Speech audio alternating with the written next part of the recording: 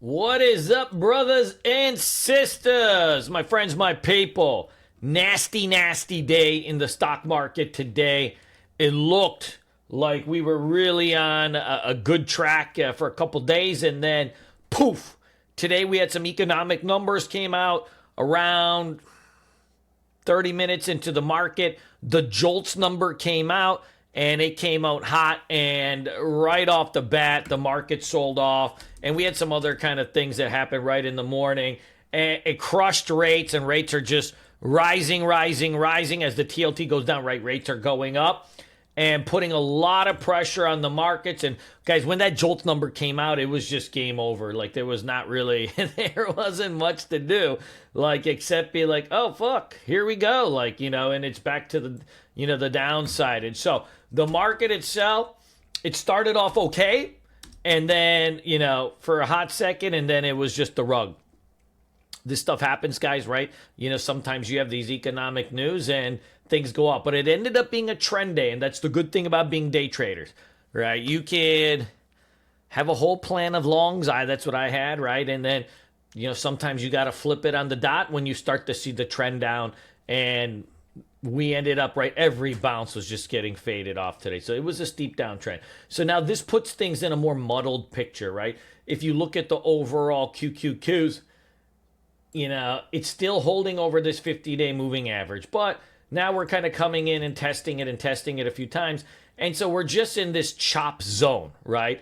It's not necessarily like some big long-term bearish thing, but it's also not some big short-term bullish thing, right? And so we're just right in the middle here, and we're just zigzagging around. Couple up days, couple down days is kind of what's happening. So we'll get a clue tomorrow on what's going to happen. And, we had a couple other things too. NVIDIA presented at, the CES conference, and they had a sell the news event. And so that also, right, when this thing gets rugged straight down 14 points, you're going to have pressure on the markets also. And so we just had an all-around kind of bloodbath going. And guys, it was across the board. You could take, the spec stocks were getting sold off. The large caps were getting sold off. Even stocks that had recently broken out, like TSM, right? Really kind of a nasty down day. Now, does this change the overall structure of a lot of patterns? Probably not. But it is a red flag and something that says we need to have some caution, tomorrow, as you just don't want to see, right, this kind of stuff where you just, dude, I mean, that's the biggest candle NVIDIA's had in a while, right? And you don't want to have this kind of just MPC just coming, right down back into it. Now, what we need to figure out is this a one-off event or something more? The volume was pretty intense today, and you really came slamming down, right? When you look at pullbacks, ideally you kind of get a little bit more of something that's a little bit more relaxed, right? So tomorrow will be a big tell, so let's just dig in here and see what's going on. The levels that we need to trade around, we've got two spots here, right? I want you to mark out, yesterday's lows or today's lows in the pre-market, and then the wick lows is really the real important part, right? The wick lows from a few days ago. Now, oftentimes, markets will double bottom or kind of do something like that, but this is still like a really kind of weird, choppy phase in the market. And you have lower highs, lower highs, lower highs too. So the range is tightening up here. And so, which way do we break? Do we break up? Do we break down? Usually you want to give the benefit of the doubt to the bulls, because that has been the play for, multiple years. Can that change? Of course, but we don't really have any evidence of that just yet. But this is a red flag. Like, you don't want to see rates just tanking nonstop, right? The Fed's cutting and the rates are tanking, right? And so that's a no buenos. And then today's Jolts report, basically, the news out was that probably the Fed's not going to cut again until July. Well, that's a long time from now, right? The year just started, and people are dependent on or hoping for these rate cuts to, right, get the real estate going, and, so on and so forth. So we'll kind of keep an eye on things. I think it's going to be important today for tomorrow to have some longs, some shorts, and be able to navigate in between these. You don't want to be just balls deep on some random stuff, because this market just shifted a little bit, right? The market just shifted a little bit. Beyond that, we saw quantum computing stocks just get killed in the after hours. I believe this was on the news from homeboy in the leather jackets, right? Saying, hey, we might not see a quantum computing chip for 15 years. And then he's like, maybe 30. I don't know if he said that in English or Chinese or whatever, but, that kind of took these things down after hours. Now, the dips on these have been bought up traditionally, but, we're getting really long. It's much easier to buy the nasty dips in the beginning of the trend, right? Versus when you're already up 1,000%, right? And you've just been grinding higher. So these will be in play tomorrow. So let's put these on the watch list. Whether they're longs or shorts, my guess would be to the short side, but I've thought that before and they've been bought up, right? And so, we want to kind of just keep that with, just a grain of salt and say, hey, things can change on a hot dot. But let's see kind of what goes down. And, maybe we even missed the move. We don't necessarily know. But the one I am interested in is this sound because it's breaking under all these supports right here. It's got some room to fall down into the 12 spot. So let's take a look at that. QUBT is getting dusted after hours. So we'll keep an eye on all these bad boys. So now, look, they're going to open down with the SSR on most likely. And so we do want to kind of be mindful of this, right? Is this a one-off thing or, this is just like, kind of like when Trump says like some random shit and then he's like the next day he's like, just kidding. Is this one of these kind of things where it's like, the dip just gets bought up again for the 1,000th time, or is it, something that's a little bit more structural? We don't necessarily know. Let's watch these 20 SMAs and see how these things react, right? Like on the sound, it already broke down. So we'll keep these quantum stocks on the watch list. Beyond that, things are going to get a little more tricky. I want you to keep some longs and some shorts, right? So if the market decides to bounce, I think this PLTR off the 50-day moving average, that could be something. If the market decides to bounce, and it's there, it's at the lower Bollinger Band. It's really only had kind of these two big down days, right? But I think another big $3, $4, $5 down day, that'll probably set up for a bounce because it hasn't tested the 50-day moving average in the whole run, right? This has been the epitome of strength. And so we want to kind of keep an eye on this one. If Apple comes in, retests this breakout spot in the 50-day moving average, that could be something. This would be probably something, Apple's a little bit slower. Probably something you do with some calls. You can go, like if it tests down at the 240, you can do the 242s or 245s or something along that end, right? Maybe you go like a week out and try to capture a little bit of fun on it. So both of those are in some interesting spots. Beyond that, I think on the short side, we got a little bit of a bear flag in this UPST. This thing is under the 50-day moving average. The 9 EMA is right on top. You got a level here to trade around.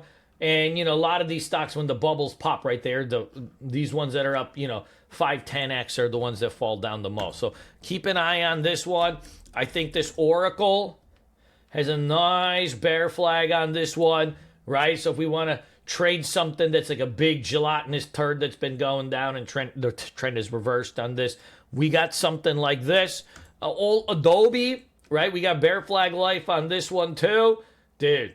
You're taking this out, and man, you got some room to fall on this because look, if you look left, right, like you're kind of breaking down a couple years worth of levels here. Where's the support? Down here, maybe? I don't even know. Like, how do you even determine support from like multiple years ago, right? Like, it's not like buyers really have a memory from back then. So I think that's going to be in play. Let's keep an eye on that one. And then, to the upside, we still got some names that are holding up here. Maybe this ENPH, right? These solars are holding up here. Maybe this ENPH has got a nice spot to it. It's a little bit more coiled up. Like Run's got a spot on it also. But I think the ENPH is a little bit more coiled up. His Run's already been going for a few days. And it really typically moves like 50 cents a day, right? So you don't want to get too crazy on it. So I like that one. Hey, look, we got a base breakout here on mRNA. Obviously, this company is a big smelly turd, but 23 million shares in volume. Got a nice base breakout on this one. You got a good spot on it, all right? Now, look, if everything's a fugazi tomorrow, then I still want to put this NNE on the watch list in case it gets picked up. But my gut feeling is, look, if the quantum stocks get sold off tomorrow, then they start selling off all these kind of specky plays, one after another. We don't know that for sure yet because, we've thought that the quantums were going to roll over a few times and they've been bought up. But we're at the tail end, right? Even if you're a bull in this space, right? You can't just run up this much without testing down into the 50s and having bigger bases and stuff like that, right? You've just been kind of grinding higher. It's a grind. It's not really explosive anymore, right? And so just we're at the tail end of some of these things, right? And who knows, if these guys are smart, like if I'm Riggedy or, QBT, dude, I am diluting like a mofo. I mean, these CEOs should be fired if they don't dilute on all the chasers out there, right? Take the average trader and dilute the shit out of them. Teach them a lesson, right, about what turds really do, because that's what they do. And it's criminal not to be a $5 billion company from, right, 100 mil and not dilute and pay yourself, man. I'm the CEO, man. I'm diluting $1 billion and giving myself a bonus. This was the pump of the lifetime. This is what people live for, right? So, watch out. They start diluting, then one person will, then the next one will. If we need some longs, I think a couple of these utility type plays, right? The power plays are still holding at a nice just rest candle on GEV.